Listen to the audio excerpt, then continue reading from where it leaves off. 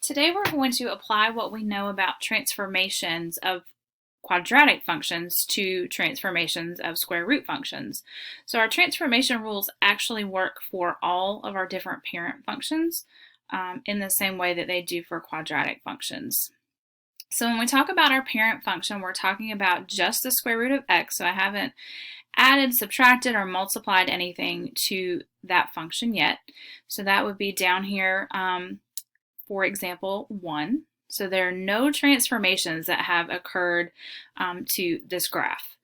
So our domain, all of our x values are going to be 0 to positive infinity, because when we're graphing and thinking about our square root function, we're not dealing with imaginary numbers. And then our range would also start at 0 and go to positive infinity. The endpoint of this function is at 0, 0, so that's its starting point. And then this graph is going off to infinity. So that's what we call the end behavior. So what is the graph doing as x, in this case, gets really large?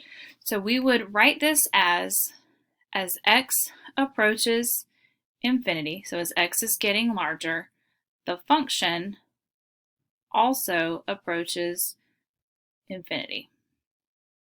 Okay? And we can also think about that in some non-mathematical language, as it's going to go up to infinity. But this would be our formal notation.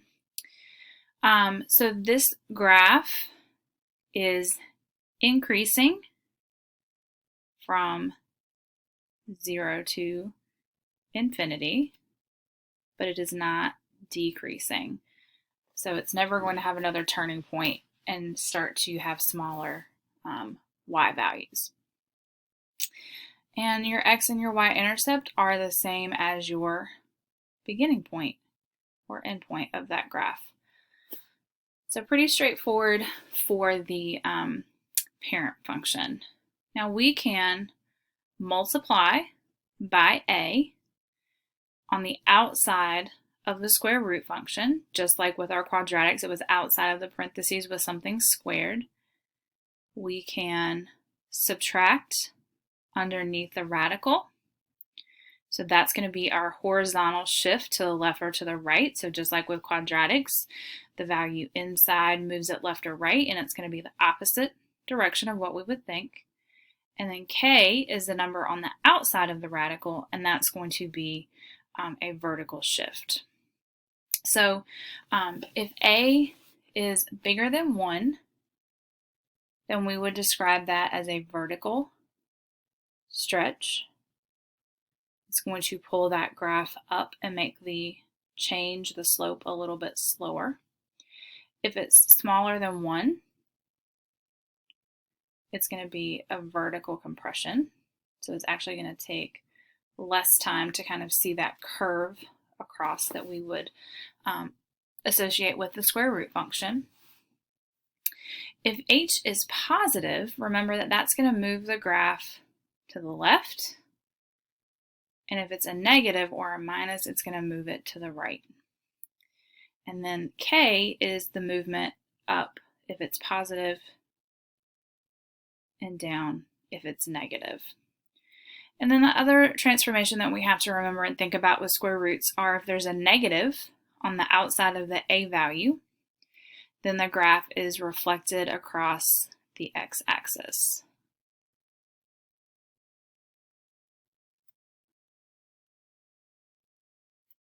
So again, very similar, the same things as we would have with a quadratic function, but this time we're looking for things in and outside of the radical.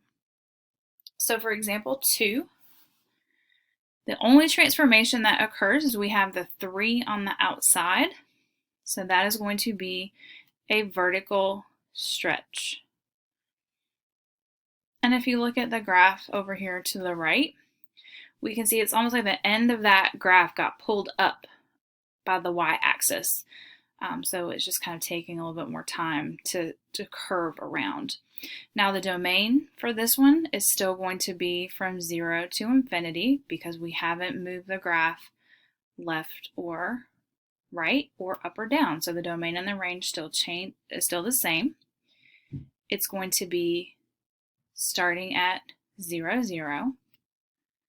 Our end behavior is still going to positive infinity. So again, as x approaches infinity, as it gets larger, the function is going up.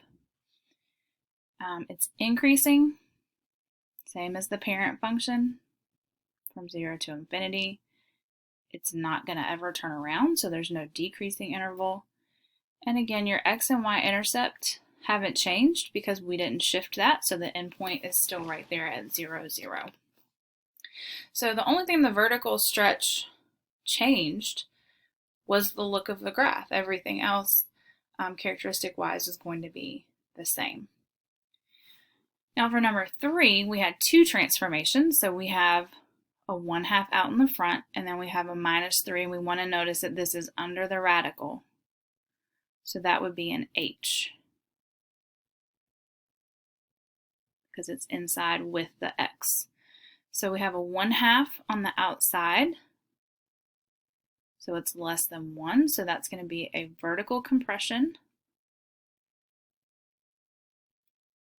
by 1/2. And actually, if we go back up here, we can add that to this. This would be a vertical stretch by 3. So vertical compression by 1/2, so we see that this graph looks smaller. It's a little like half the size of the parent function. And then the -3 under the radical is going to shift the graph 3 units to the right. So it's the same number, it's just going to be the opposite direction. When it's a minus, it's going to move it to the right. So now the domain has changed because we shift the graph to the right. So now it's not starting at 0, now it's starting at the 3. So the domain would be from 3 to infinity, but our range is still going to be the same because we're at 0 on the y-axis. The endpoint is at 3, 0 because we shifted it 3 units to the right from 0, 0. Our end behavior is not changed because I didn't reflect it. It's not going a different direction. So it's still going to go to infinity. Now it's going to be increasing where that turning point is, or not turning point, sorry, the endpoint to infinity, but it's never going to turn and become decreasing. And the x-intercept is still going to be the same as the endpoint, but now we're not crossing the y-axis, so there's going to be no y-intercept for that graph.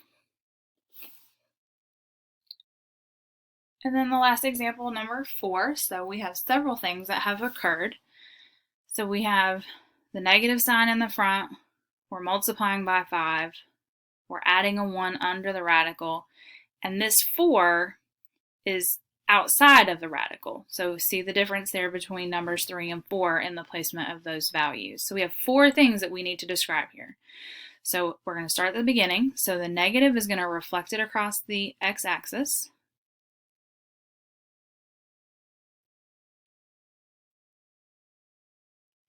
We're multiplying by 5 because remember the negative is the reflection, the 5 is the stretch or compression. So 5 is greater than 1. So this is going to be a vertical stretch by 5. And you can also see that by looking at the graph and thinking about that this is taking more time to change, right? So we know it's got to be a stretch and not a compression. The +1 under the radical sign is going to shift this graph 1 unit to the left.